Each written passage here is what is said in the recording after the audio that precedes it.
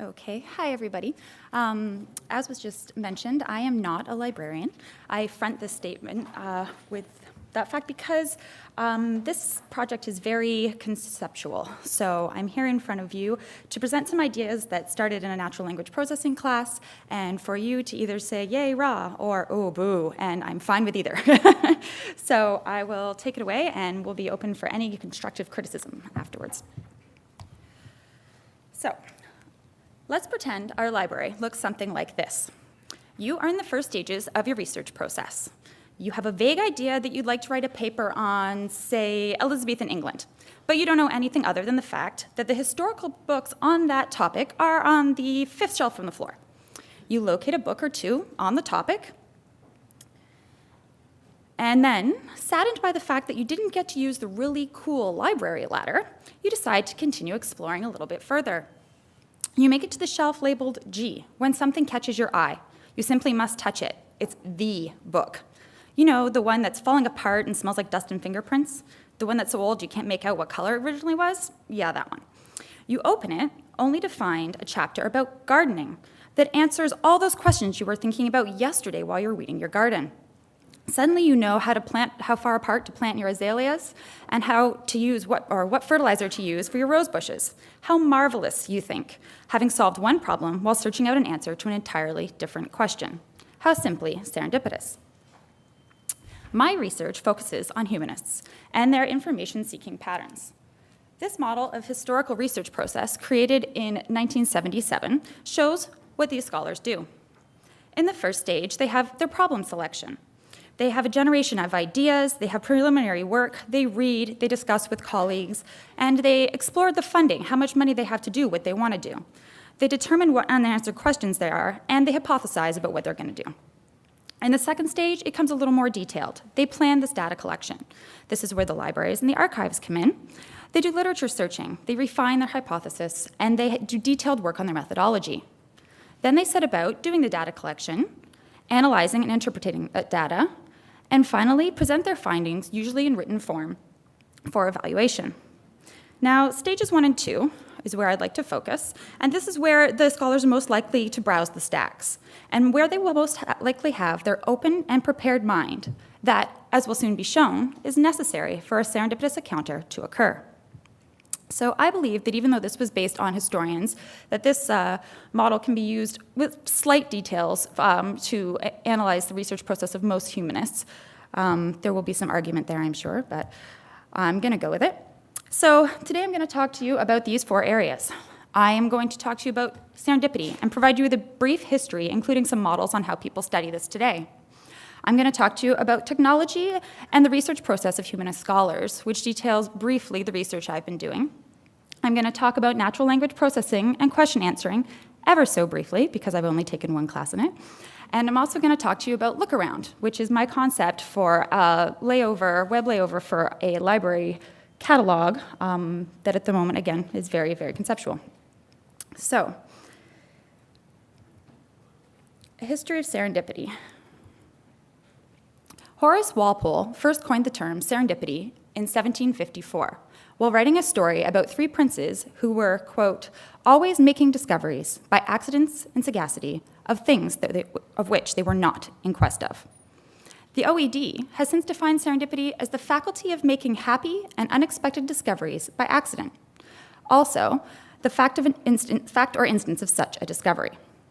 Recently, there has been a growing interest in the concept of serendipity and the ways in which these encounters affect research behavior.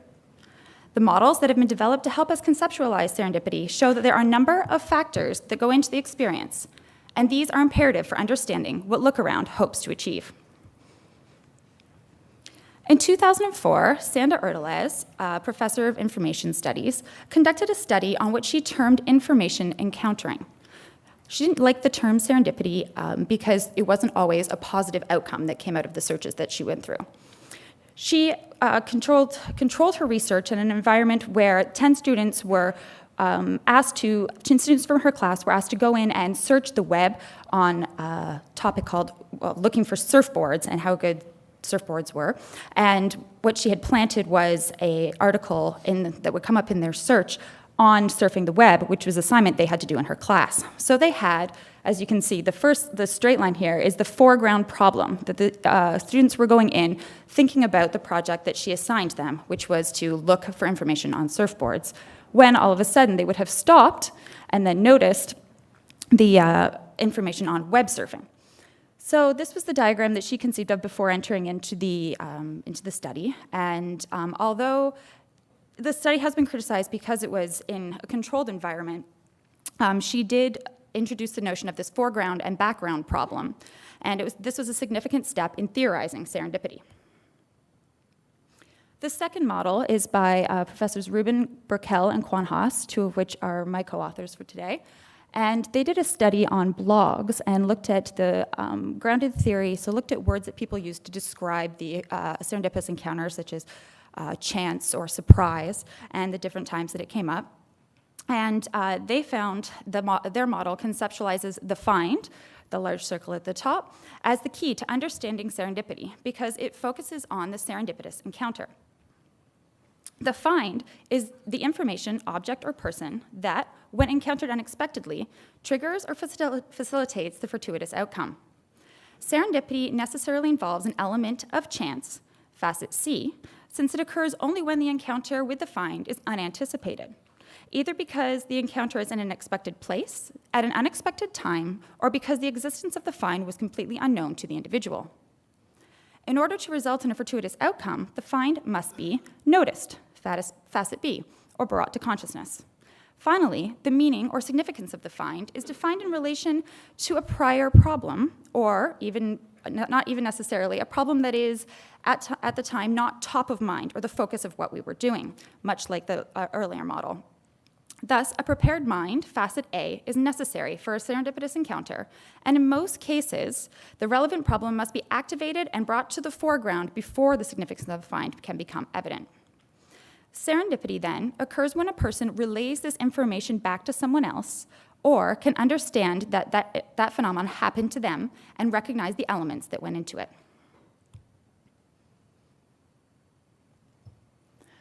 A final model was done by Stephen Macri and Blanford here in 2012, and it was put in the first section of a two-part article in the Journal of Documentation.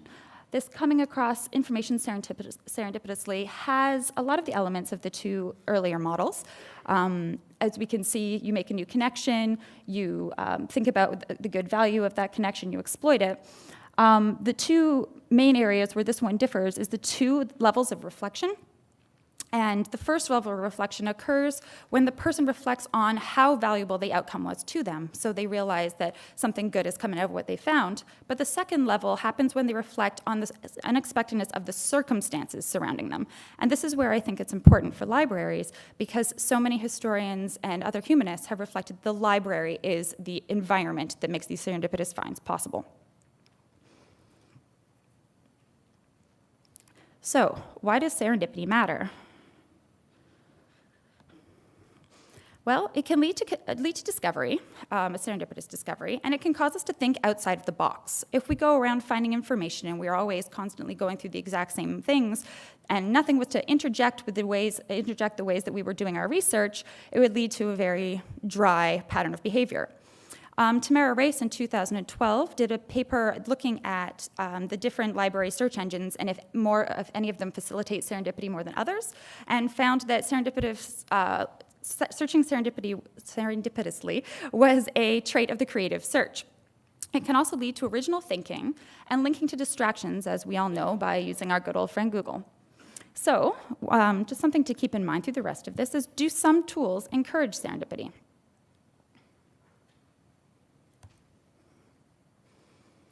Okay, so in this section, I'm going to walk you through walk you quickly through a study that I did looking at the use of ebooks by humanists. And I started with historians, because this was the beginning of my master's thesis. And I started with historians because I have a historical background. And I very quickly found that it was really, really hard to get historians to talk to me. They like to dwell in their own little rooms, and I had to invade some of them. But eventually, I got 10 of them to talk to me briefly about ebooks and e-searching and their use of the library. And the interviews after being transcribed and coded brought up kind of interesting things that at the time I didn't necessarily think were going to come out of these. And one of these included talking about serendipity. So in the words of these historians themselves, when talking about the library search, the third participant said, "I don't know how to describe this, but it removed the serendipity factor. You can browse online, but that's always much more targeted. And sometimes, most of us are very happy to have that sort of inadvertent discovery." Google Books came up again and again as a point of access for these historians who were hesitant to use their library systems. And this said, "Google Books, however, has just sort of come into my life. Because a Google search is, you're looking for a subject and the books come up and you can stumble across them that way." It must be noted here that most of these historians didn't know that Google Books and ebooks were the same thing, so it made for some interesting conversations. And finally, someone just put it out there to me. So what wonders then, well, what are the other ways in which we can leverage the digital realm to provide different kinds of serendipity that one wouldn't have thought of? Well, after I came up with all these questions about serendipity myself, I went and I found that historians recognize that chance is an important part of their research process, can take many forms. So even though they were looking for a need to have serendipity in the digital library because they felt they were losing their connection to the physical library, they were still willing to take chances on the web. They were still trying to facilitate new ways of the serendipitous encounter. And finally, that facets A and B from the second model by Rubin, Burkell, and Quan-Haase, the prepared mind and the act of noticing were most prominent when the historians described their serendipitous encounters. So in order to check that it wasn't just me and the people who I talked to, only being 10, just really happened to like serendipity, I went in search of the literature and found the term planned chaos, which I really adore. Michael Herflich, who is a lawyer with a historical background, coined the term and says that serendipity and its relations do not come uninvited to the scholar's table. Rather, serendipity visits those scholars and researchers who set out with open minds and the flexibility of plan that allows them both to recognize fortuitous discovery and pursue it to its logical end. And James McClellan III, also a historian, noted earlier that every piece of historical writing shares an analogous set of accidental factors shaping its genesis. So knowing that it wasn't just me, and knowing that I was interested in ebooks, I thought I'd go a little bit further. And I started looking at different ways that books were visualized online. And I'm sure everyone here knows about the DPLA, the Digital Public Library of America, and last year they did a beta sprint for different visualizations, and this was one of them, put together by the Harvard Library Innovation Lab, the Shelf Life Collaborative, and if I was lower, you would see that it said Library Cloud underneath there, sorry. And I have to say about the next 3 slides, I'm not trying to be insulting to any of them. I think they're all wonderful for different reasons. It's just I'm trying to get at a vision of getting past the format of the book. So this demonstration, what they did was basically took your library shelf that you see as you're walking along, flipped it on its side because they claimed they made it easier to read, which I agree. If you're looking at a screen, it's easier to read. But I also know that I've spent most of my life walking through library shelves, and I've never really had a problem with a slight turn of head. However, you never know. People do like sitting at their screens and maybe not moving too much. So basically, you can slide up and down the library shelves here after searching, and you can click on the titles, and it'll bring up your library information. The colors of the books, the darker the book, the more borrowed the book is. And I know that there's a lot of other things that this can do, but this was just put out for the beta sprint. We don't know if it'll be chosen. So this is just a demonstration for me. I feel, for me, the problem is here that we're still too close to the library. Like in the digital world, I don't think we necessarily have to be bang on what's there physically. We're not going to be, so we might as well step away from it. Another example, anyone who has anything I will probably be familiar with GoodReader. Anyone who has anything not I'm sure has either seen this or seen a close replica. Yeah, so you click on your book, you have your book there. You know your shelf at home looks nothing like this because I don't think you turn all your books to the front. But you click on your book and you get the digital ebook, which again is so far away from having the comfort of a book in your hand that okay, it's a representation, but does it really do what we need it to do as librarians? Or does it do what the users need it to do? I think that appealing to all the senses, especially in terms of a serendipitous find, is extremely important. And these do little to get there. Obviously, the touch is not going to be close to the way that you feel with the weight of the hand, your book in a hand. The vision is slightly different, especially if you have any kind of conflict with reading off the screen. And I guess finally, the one that they do get at is the sound when you spin your little page and you get the little flicker, and that makes you all happy and pretend you're reading a book for those 2 seconds. But really, they're not quite getting there. And finally, just a screenshot of Evergreen, which I just found out, I believe was created at Innisfil Public Library, if I have that right. This is a screenshot from LEDDY Library, and I do really like their shelf reader, and that's what this feature is called. So you search for your book, like I did in the center here. I put question answering in, so it got me a book on answering questions, which when I looked into it wasn't really what I was looking at, but that's cool, it's close. And then you can see the 4 books on either side of the shelf reader as they would appear on the physical shelf if they were in the library. So this one, again, it's mimicking, trying to get you closer to the shelf. I like it. When I interviewed people at LEDDY at Windsor, they liked it. So it's definitely got its benefits. Again, you click on these and it just brings you to either the Google screen, which is kind of a jump, or the library catalog. So it gives you some information. So what's the problem? And I would say, what's my problem? I would argue that the physical library doesn't need to be mirrored or even represented in the same way online. The color, the smell, and the touch of the books are no longer relevant in the digital world. So we need to stop thinking about these digital texts as being in book form. It restricts our ability to search them and to browse online. So after all of this, what were the lessons that I gained getting to this point? Well, I discovered that I wanted a system that would produce unique query-based representations of, and I have full text in brackets because we're not 100% there yet, digital library collections. I wanted it to provide a capability to automatically extract answers relevant to the user's specific in-depth interests. I wanted to give my users a starting point. I wanted a system that allows users to personalize it, to be able to allow for a comfortable experience. You're not going to go into a system that you're unfamiliar with and have it's got a learning curve on. You want something they can quickly adapt to and that appeals to them in order for the serendipitous find and the open mind to occur. And finally, I wanted to encourage repeated use of the library website as opposed to the information seeking being dominated by our good old friends at that page ranking search engine. So I'll walk you a little bit through the natural language processing that I picked up in my class and how I think that using question answering can get us to the first stage of what I would like to be called look around. Is it going to go? Okay.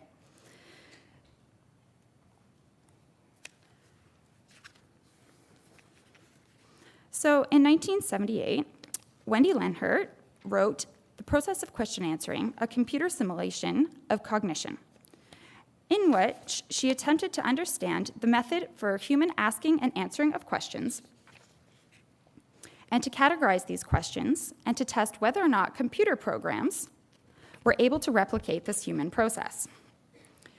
The computational model that she constructed for this research, QUAM, was one of the first attempts to aid computers in their understanding, interpretation, and answering of questions.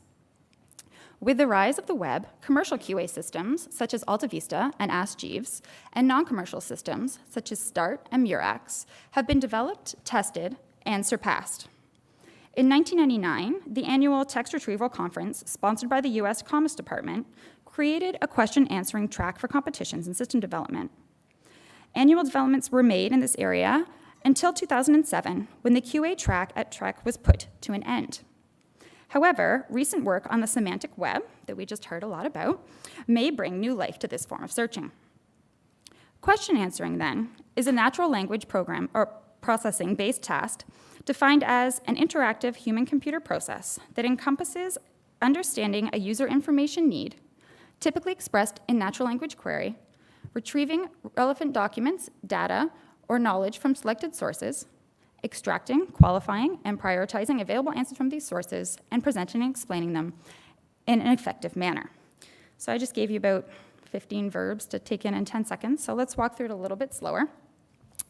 So the one main thing that you have to know about question answering is that you are looking to come up with one correct answer. You don't want your Google list where you have to go in and out of the search finding what you were looking for. You're trying to ask a question as if you would ask it to another person, and they would give you the most correct answer they could provide based on the data they had. So it needs to know two things going in. It needs to know what type of information it's looking for and where to look for these answers. And there are three main modules of QA: question processing, document processing, and answer extraction and formulation. And instead of walking you through detail by detail, I thought what I would do is walk you through what Ask Jeeves and Google would give as responses to a question. So the Magna Carta raises its head again, and I asked Ask Jeeves, what year was the Magna Carta signed? So as we know, today's internet users, they're accustomed to the list results. I think Google's queried something more than 2 million times a minute right now. And most people are used to seeing these results and even used to seeing the 20 kinds of question that come up when they attempt to ask their question. However, we're still looking for that best suited answer. So when the question is first asked to the QA system, it must break down the question into smaller segments of natural language, as you can see here. So what year was the Magna Carta signed is parsed, and the parsing, the parse language you can see at the bottom here, it locates its nouns and it locates its verbs. It determines that was is not a useful enough verb to make the proactive verb in the sentence and moves on to signed. It concatenates both what and year, so it equals when, and knows that the question taxonomy that it's searching for has to have when, the answer type, with signed and Magna Carta in it to be able to come back with the most significant answer. So when it goes to all the different sources that it has, it finds what are called answer windows, and it takes the smallest of those, and the answer window is the keywords. All the keywords are found in the answer, and it takes the shortest, so between the two keywords at the two ends, it takes the shortest amount of text it can and passes it forward. And the exact same thing happens, this whole process goes again with the answer. So at the end, it is the most reflective of the question that was put into the system. One can see that this would take a great deal of time and is harder to perfect. However, when these things get online and we have proper documentation behind them, the system will get quicker and quicker as we build more QA systems, or sorry, more QA answers into it. So this is the answer that was given to me by Ask Jeeves. And Ask Jeeves is all done with a QA system. When the users give their answers to it, it's again parsed through, so you get the highest match. This provides a web link because it's a web search engine, but if you were using this in a library system, you could send it to the document that had the closest match for what you were looking for.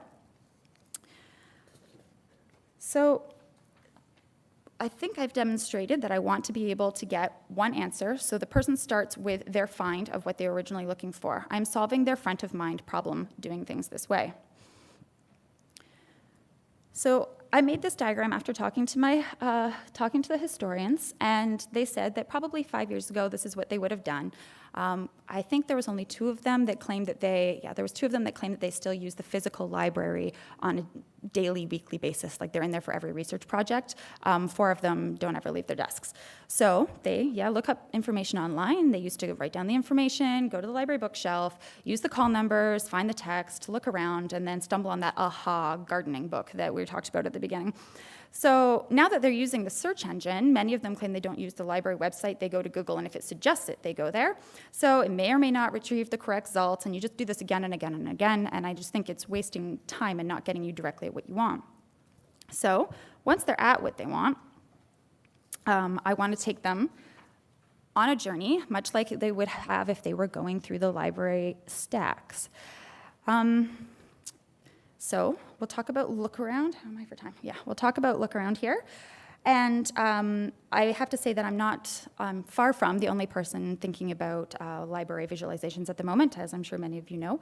And the clips that I used are, the visualizations that I used are someone else's, and I haven't done them myself, again, sticking to the fact this is very conceptualized. So earlier this year, through Hinrichs and Carpendale, computer scientists who were interested in human-computer interaction, they created what was called the Bohemian Bookshelf, and it was written up, and I believe they're I'm sorry, I can't remember where they're from. They created web overlays for libraries that consist of these visualizations, but they don't work with text. They work with color, and they have word maps of the titles to help them get their way through the library. And what they said after this was that one of their footnotes that made their system problematic was that it required people to consciously decide between targeted search and more open-ended exploration. They didn't go in with any idea of what they were searching for. They were just left with like a visualization on a wall that they could play with. So another strategy, they said, could be to offer textual query-based and open-ended exploration strategies side by side. Look around, I believe, is a first step to answering this problem.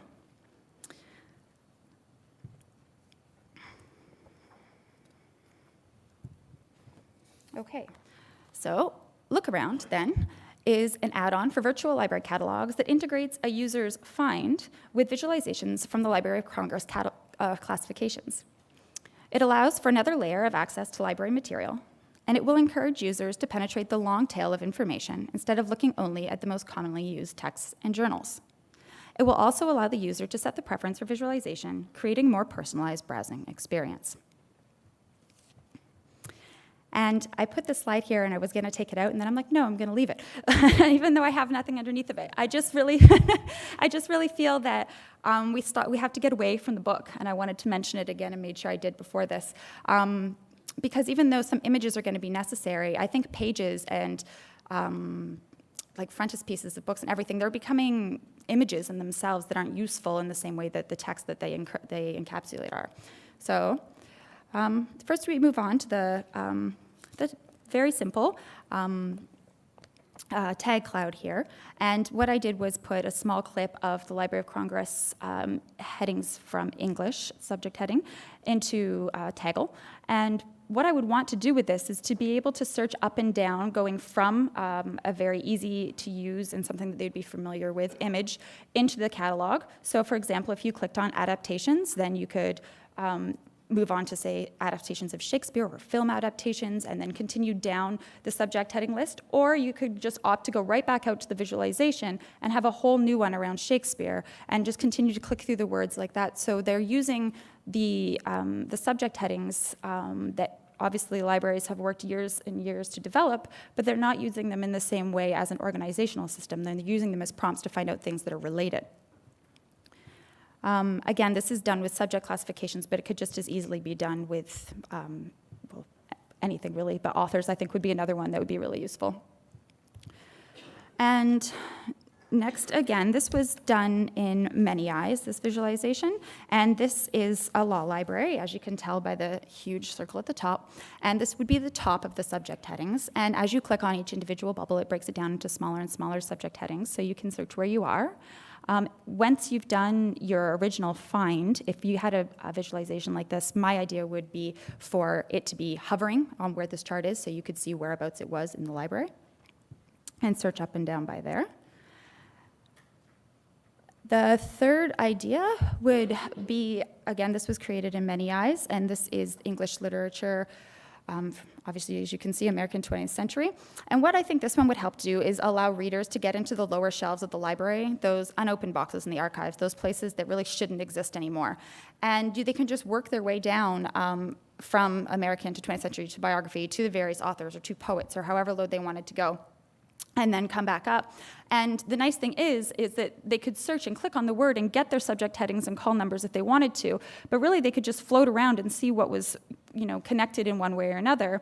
And then if they were on biography, you could also move back out from biography to whatever other areas it was connected to. I should have probably showed this at the center, but I couldn't.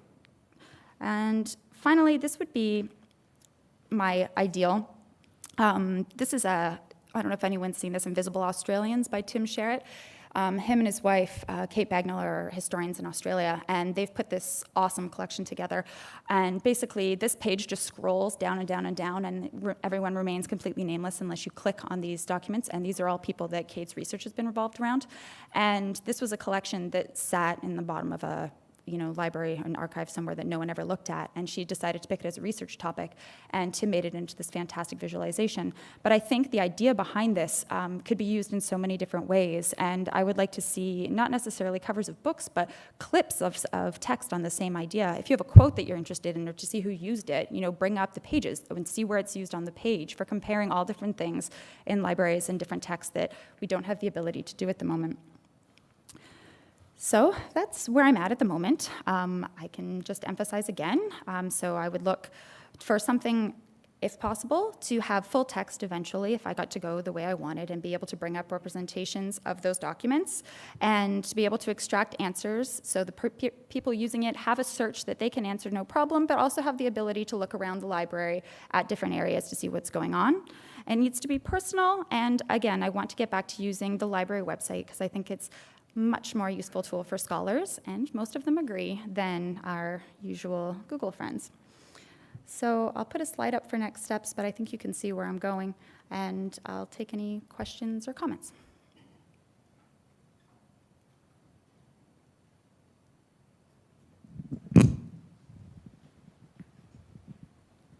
Hi.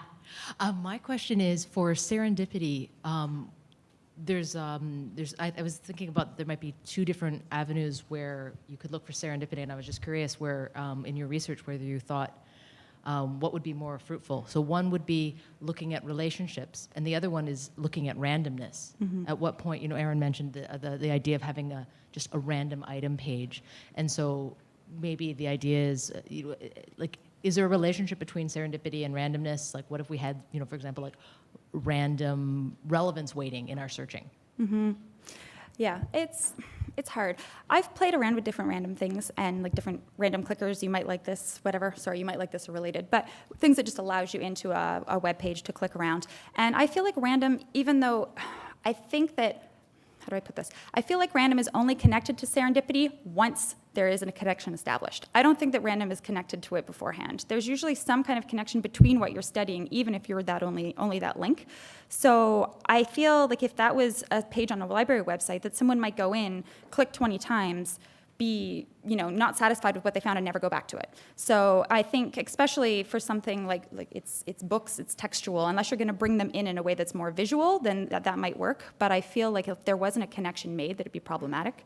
That's why I think it's good to go in search of something and then have some kind of connection go around that. And then I guess I have a follow-up question. What about the idea of degrees of separation? So I was thinking about, I love Lisa's idea of linked data as degrees of separation. Mm-hmm. And when we search, we're only really just kind of looking at one immediate degree of separation. Mm-hmm. So what if we could bring forward things that are like two relationships separated or three relationships separated? Yeah, the computer science paper that I mentioned, I think I can actually show my references here. The last one at the bottom there, they get into that and being able to use word clouds to get further away from what you're doing. So it's not even like a word tree, it's like a word explosion, but you can see the circles of relativity and then being able to move away from them.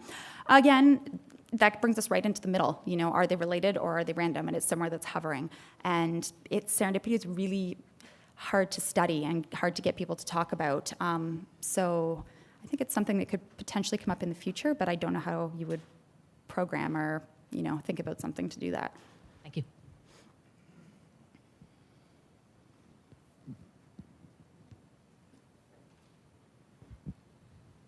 Any other questions? Oh, right here. How do you prevent serendipity from becoming clippy? For becoming clippy? Clippy. Oh, thank God you don't know who Clippy is. That's awesome. Okay. Sorry. That's progress in the universe. Okay.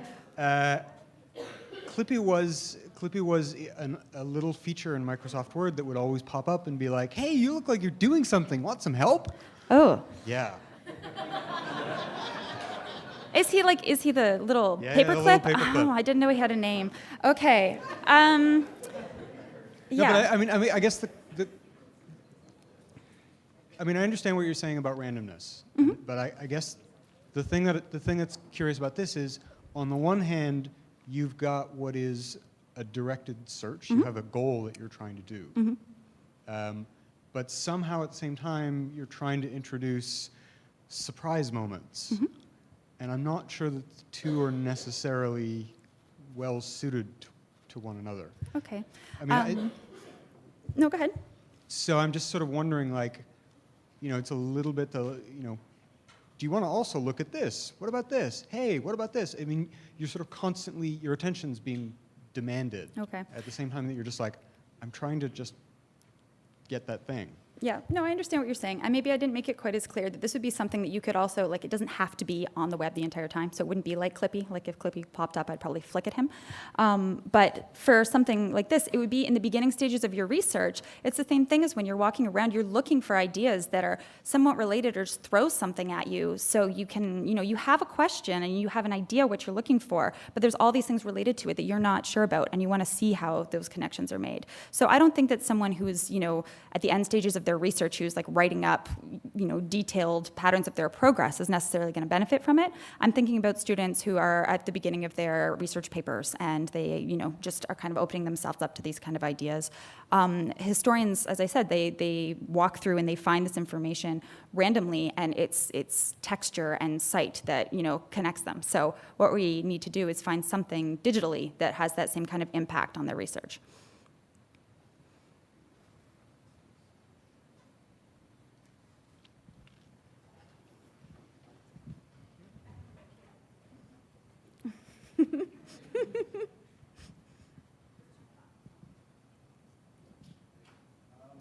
Someone pointed out on Twitter, and I forget who, connections between serendipity and what Alistair Cole was saying about the openness and intelligence. And I wondered if you had any thoughts about that. And the openness and the intelligence. Yeah, I do. I don't know if I can phrase them properly right now. I made notes about serendipity when I was listening to his talk. I think the way we search now, and this was another element, this might go back to the Clippy, of problems with serendipity is I feel like it happens so often now that it's hard to describe, especially with Google. It's not designed, well, they were claiming to be a serendipity engine, and then that statement kind of got retracted and never finalized. But when you use Google, things are coming up that are related in some way to some search. And it happens all the time to me that, oh yeah, I was just reading about that yesterday. I was just reading about that yesterday. So having the openness of mind to it is a part of using the web to search. I think in terms of having that open mind and being able to know when the right time is to write these things down, when the right time is to understand that that's a connection that is fruitful as opposed to just kind of a random connection, if you will. So I think there's a link there. I don't know what else to say about it. Sorry.